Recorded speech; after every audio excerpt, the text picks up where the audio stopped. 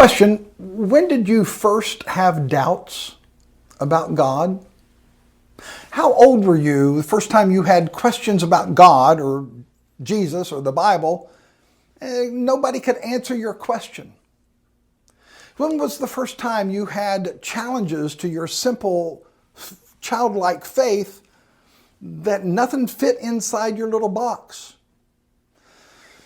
My mother and I were walking away from her father's funeral, his graveside, and I turned to my mom and asked, "Is Grandpa Strickland in heaven?" To which she responded, "Well, yes, honey, he is." But my question was, "Yeah, but he smoked." And you see, in my 10-year-old childlike simple faith, Christians don't smoke. Christians are the only ones going to heaven. So how is that working out for my grandfather? And my mom simply said, "Oh yes, honey, I know Grandpa smoked, but yes, he's in heaven."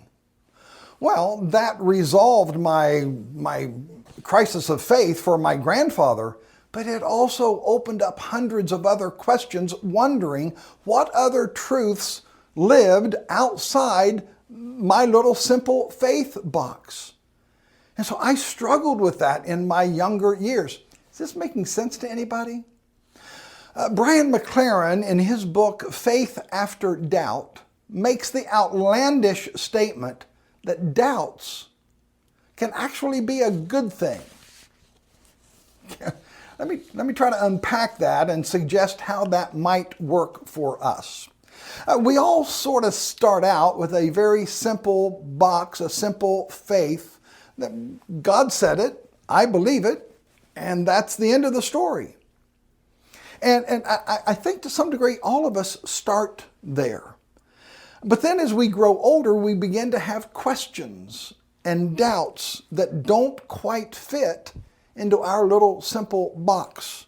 We realize that not everything is simply black or white. Our faith box starts to take hits. We sort of kind of fill in the blanks with the mysteries of God. But then we grow older and the questions get bigger and the holes in our box gets bigger. And it is at this point, ladies and gentlemen, that we have some pretty serious decisions to make.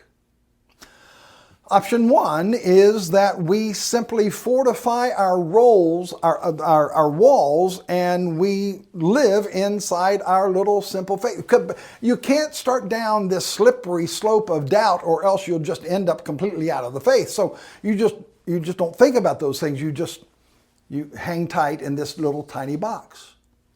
Or option number two, we say to ourselves, this God talk is nothing but a bunch of hooey, and I'm out of here. And many, many people, when God no longer fits inside their little box, they leave the Christian faith.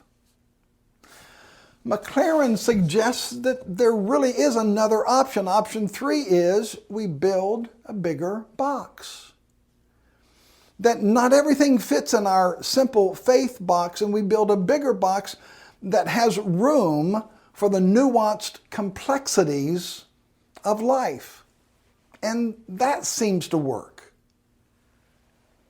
McLaren goes on to say that there's even a fourth box that is even bigger when we learn to hold the questions of life in paradox.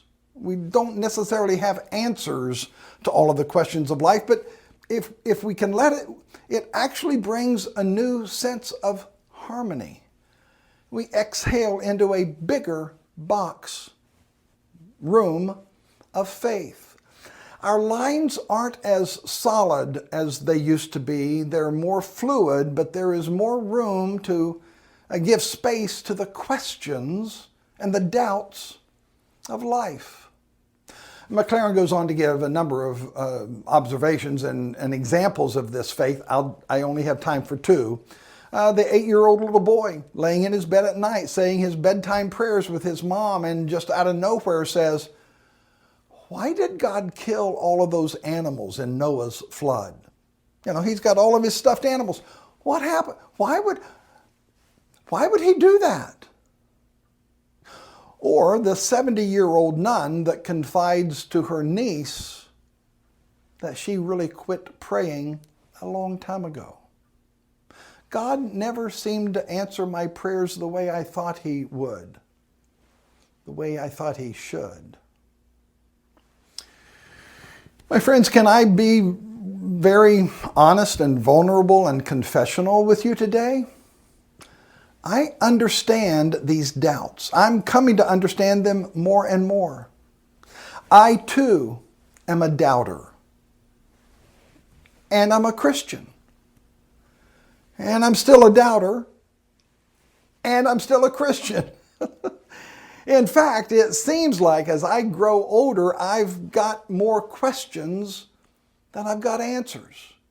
Back in the old days, in my young days, I thought the Bible had every answer to every question of life. I don't think I think that anymore. When I read the Bible, I come up with more questions than I do answers. And so if a simple faith and a simple obedience works for you, I'm really, really, really happy for you. But my friends, if your doubts have destroyed your beliefs, I want to give you permission today to doubt. I give you permission to question God. Job did it in the Bible. Job had all these questions for God. Must have been okay for him to question God. I think it's okay for us to question God. Frederick Buechner says, doubts are the ants in the pants of our lives, of our faith. Those doubts keep us awake and moving. I had to cut out so much stuff in today's video. I'm sure you still have questions. Obviously, I still have questions. I'd love to know what you're thinking. Leave me a comment here on my Facebook page or shoot me a note. I'd be glad to chat. Thanks for the time. God bless. Have a great week.